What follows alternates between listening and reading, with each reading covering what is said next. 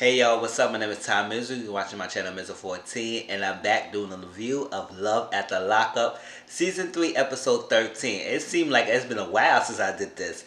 Yes, I missed the last 3 episodes. I will do it. That was like the 4-part quarantine special edition with the Life at the Lockup crew, the Season 2 cast, and it seemed like more episodes will be in November.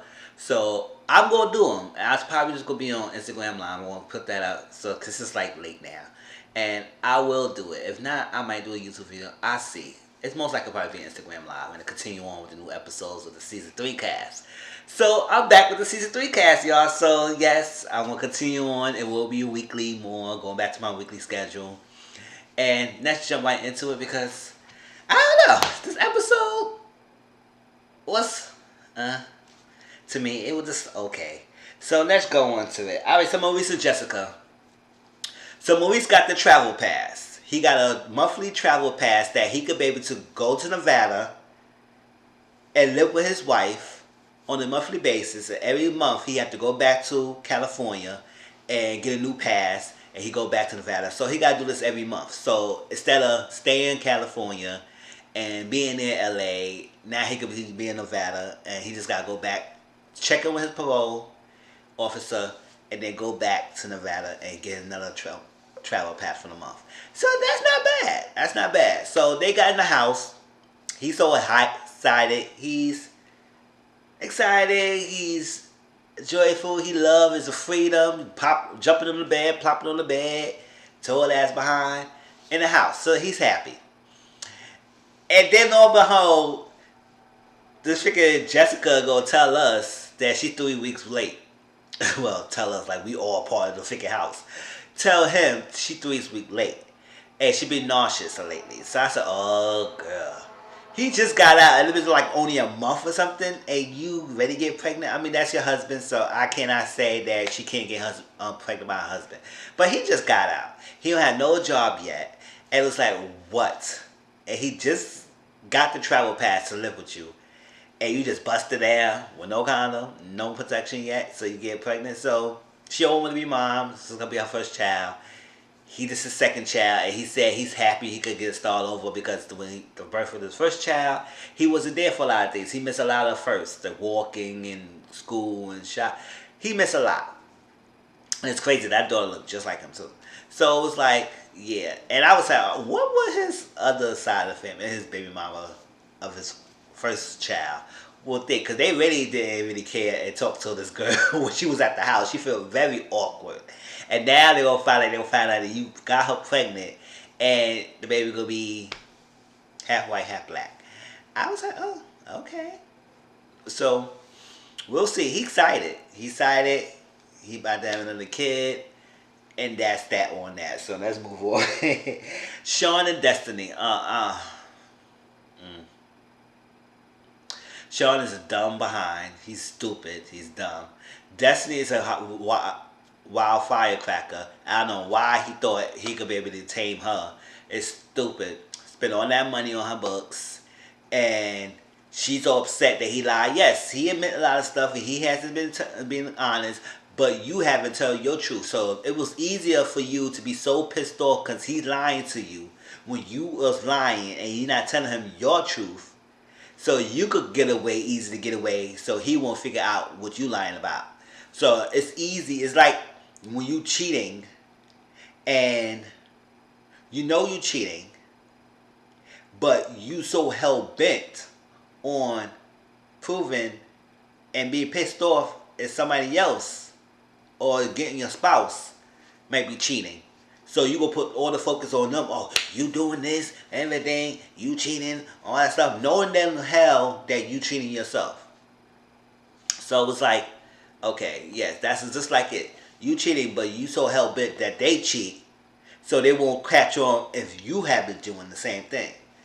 Alright, so that's that. So, Destiny is like over it. She's over with Sean. He said, she was talking to her sister, I can't believe he was on his baby mama every day and all that stuff like that. I said, that's his baby mom. So he, no matter what it is, even though he didn't tell her that he is having some relations with the baby mama. I don't know if it's more than just being co-parenting, but he's talking to his baby mama. And I said the baby mama, his mother has children. It's 6 children. Like, come on.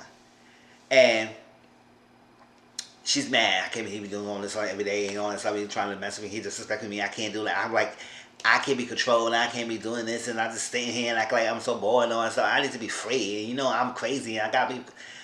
Yes. So we know you're crazy. So he's at his job, talking to his best friend, telling his best friend that he had an argument with Destiny. She's pissed off about Kelly. She hit me in my face, but I think if I propose to her, she will forget everything will be alright. I don't want to lose her, and also I don't want her to leave anyway because I'm going to lose out my $50,000 that I pull up from my 401k retirement fund to pay for this freaking girl with the bells bondsman. And now you worry about you going to lose your $50,000. Nobody told you to do all that. Nobody told you to do all that. Okay? So that's on you because it looked like she skipped out on you because you came back home. You called Destiny, and Destiny's nowhere to be found. Like she looked like she packed up and get out that damn house real quick. And the sister said, yeah, so you got family in LA, like California. You always welcome to come over here. Come on, like let's go. And I think that was her ticket to go where she wanted to go. So poor you, Sean. I guess you out there $50,000 because he said I don't want to go and I'm gonna be out for my money. I said, oh, okay. I feel bad not. Let's go. Lindsay and Scott. Lindsay is still kind of upset about the house not being done. I mean, yes, Scott, you had all this time, and what happened to that interior decorator or designer you had talked to in the first episode, and you could have had a lot of these things done. But yeah, you want to buy Hummers, you want to buy mad steaks, you want to buy all these mad clothes and all that stuff. You could have got that place finished and whatever.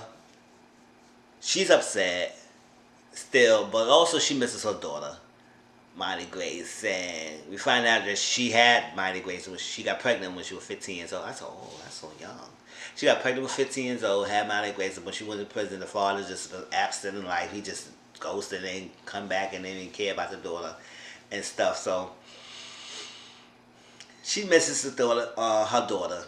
She have a home ankle bracelet. That's what they went to go get the ankle bracelet, and it's around her ankle, and she can't go anywhere. She got to be home confinement for 2 weeks because that's the 2 weeks requirement for COVID.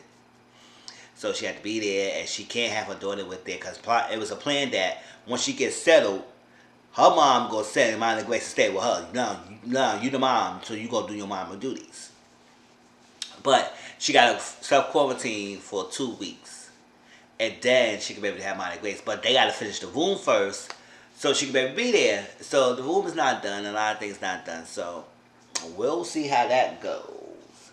But she misses her daughter. So surprised that Scott did is that he arranged to have Miley Grace to talk to Lindsay. And they was in the doorway. She can't come in the house because they had to self-quarantine. And they was talking to the door, and it's like, it was nice. It was nice interaction. You could tell Miley Grace miss her mother. And she missed her own daughter. And it's like interacting and talking and stuff, and they kiss at the end. And it seemed like that was a happy moment for Lindsay. She needed that, see her daughter's face. And that was great. Yes, Scott mentioned that they're not having no intimacy. He's sleeping on the couch because they had been bickering back and forth. So he in the hot waters, he in the hot seat, and he just hoping things dying down, that he could get back and he have his intimacy with her. He can have sex. He keeps saying that throughout the whole episode. I said, we get it, guy. You want to have sex, you're a horn dog, okay, whatever. You want to get that hot tamale young girl, okay, whatever. Chevelle Quaylon. And I told you about this, about my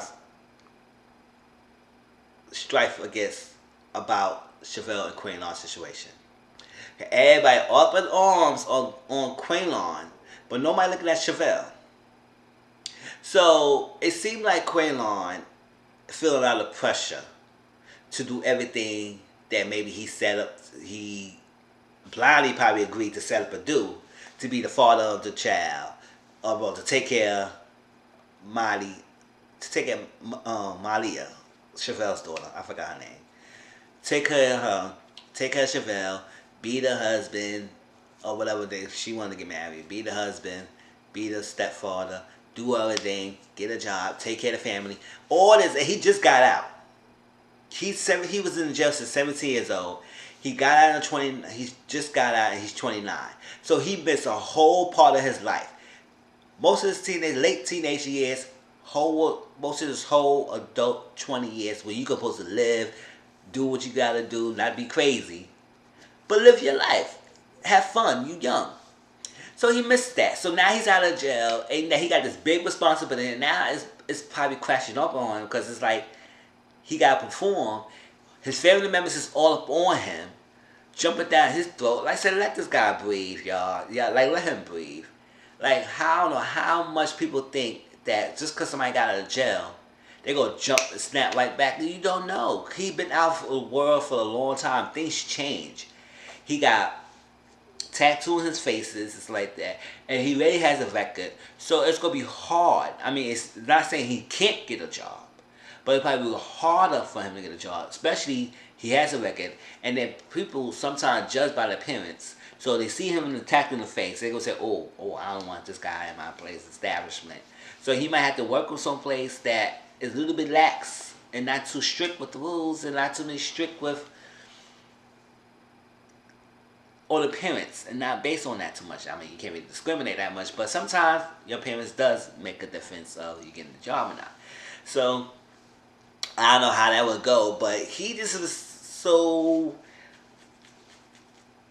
defeated. It just feel like it is so much going on at one time, and he just need to process everything. Chevelle took him to see her pastor. This is get some guidance because the pastor worked with guys who just got out of jail, in prison. And they talk, and he said it's a lot going on. And he said his biggest support is his mom. And he did mention that he wanted to be to Texas, and now he's here, and now he's so stuck, he don't know.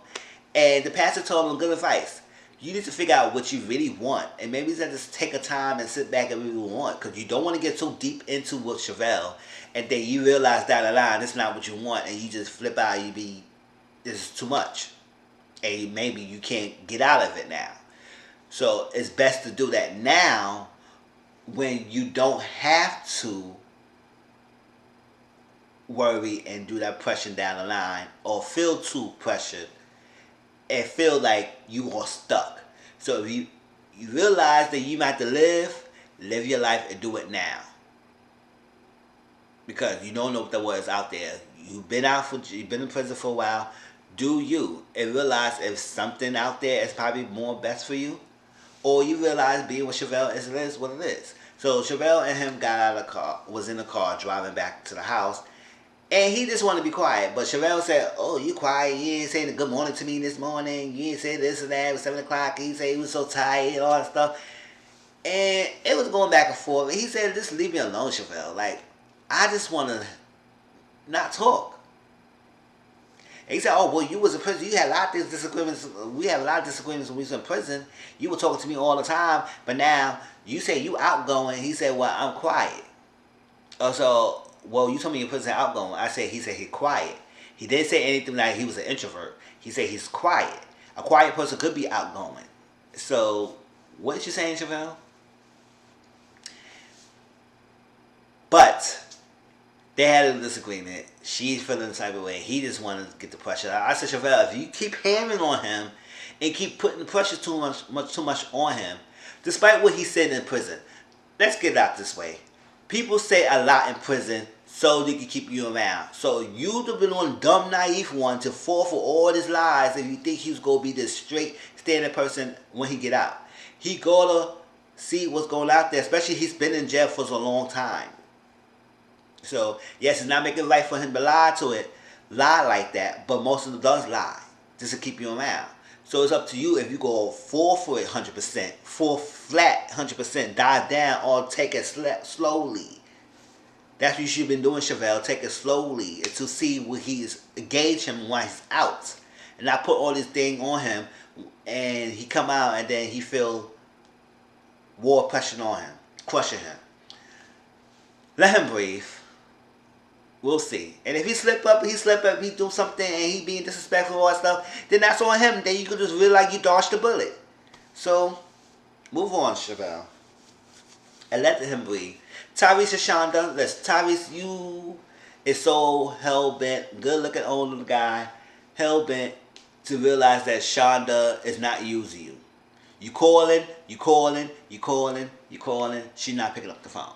She's not answering the phone. Her phone messages, mailbox is full. I don't know how she got a full mailbox. Maybe because he was leaving all these messages that she's not checking them. And she's not responding. He haven't seen her since she got out of jail, so that's a long time. His daughter, Taisha, came and made some chicken and stuff like that, but her daughter, I don't know, her name is Taisha, her daughter name is Taisha. It is what it is. And was cooking chicken and rice, and she talking to him, and he said she must be using you. Oh, she not using me. I don't think that. She not using me. How you know she not using you? And he said, well, you probably was giving her money in the books and everything. Probably she was acting for your money. Oh, no, I wasn't giving her money like that. $5 or $10 in her books. You know you damn well you wasn't putting no $5 or $10 in her books here and there. You was putting money on her, and she was liking it. And I don't know why he was so hell-bent and think that she was all into him when she saw him. When he saw her, he didn't read her body language. I could tell she was not that into him. She just was another person who was getting the money. That she was she said she had 5 or 6 guys who was talking to all at the same time. So what make you think that she was so hell-bent and being with you? You didn't read none of that body language cues that she was giving you. She was like, oh, look at this old guy with a blueberry pimp. Like a freaking, like a crayon up in here. All everybody, what's a G suit? An old pimp G suit. I like. So he refused to think that he's being used. Because that would abuse his ego because this girl in prison uses me. Okay, Tyrese, you've been used. Now, lastly, Heather and Dylan. I don't know. This girl is crazy. And she's really bugging the hell out. Her house apartment got flooded right before Dylan supposed to get in there. They had to stay with her Aunt Stacy's house. Her aunt, no, not Aunt Stacy. Her other Aunt Stacy was there, but her Aunt Diane. Her Aunt Diane, who's an older woman, sickly, wear the oxygen mask and everything, is agreeing to let them stay with them. So while they got there, her Aunt Stacy and her Aunt Diane were talking to Dylan. Dylan was a nice, respectful guy. He was talking to them. He was graceful. He said, thank you for letting us stay here. Thank you for letting us stay here. I said, Heather, you better stop because he's a good-looking guy and everything. Yes, he got a troubled past. Been in prison all that long last time. I said, why you keep going back, boy? And was being respectful. He was grateful that they got a house to stay because that's the place that his parole will be coming to. And he had to go, he has parole for 2 years. He had to get tested for drug and alcohol. So he got to be in this thing for a while now. So Heather got there. Aunt Diane and Aunt Stacy was talking to him, showing him pictures, was getting to know him. He was showing his picture of his father, everything. Heather was like, I can't believe it. I came here and they always monopolize the time. They taking all his time. I finally got him home. I want to have sex with him. I want to pay attention to me. I spent all these years he was in prison there. He needs to pay attention to me. So she was like really jealous that her Aunt Diane and Aunt Stacy was talking to him like they just got in the house. Like, you got time to be with him. In the house, she was bugging out. Coming out, he said, come out there. He said, I'm tired. I want to lay down. I'm tired. I don't feel good. I want to lay down. He said, okay, I got it. So you want me to talk? I'm going to come with you. I'm tired. I'm tired. I'm going to lay down. I want to lay down. I said, just lay down, girl. Just go ahead and lay down. It's a bed right there. He ain't going anywhere. Who's that? He said, I can't stay there. I need some time with you. We got to get out of here. I can't stay here tonight. She's doing the most. I said, your Aunt Diana wants to oxygen mask. You going to have to put her 6 foot under with your antics. Aunt Diane was not having it with you. Oh, baby, no. Aunt Diane with oxygen mask or not. She was coming after you. She said, You would not gonna be up here. You being all freaking jealous. You doing the way too much. You so goddamn crazy in my damn house. Yo, Aunt Diane was not having it. I said, Aunt Diane, don't get too high pressure with this girl. Let her go. She said, I can't do with you. I gotta do with you. So they gotta go somewhere. They go chill out for a little bit. Ride where they gotta ride at. Have them do what you gotta do. She is crazy nutcase that she flipped out because Aunt Diane and her Aunt Stacy was talking to him. Monopolizing the time. It's like it wasn't monopolizing. He just got in the house like you had all the time. Y'all staying at the house. So you gonna have time to see him. Just because you got in the house and you want him on you 24/7, girl, sit down. That was Love at the Lockup. Y'all, please like, comment, subscribe to my channel. Tell me how you feel about this episode. And I'll talk to y'all later, alright?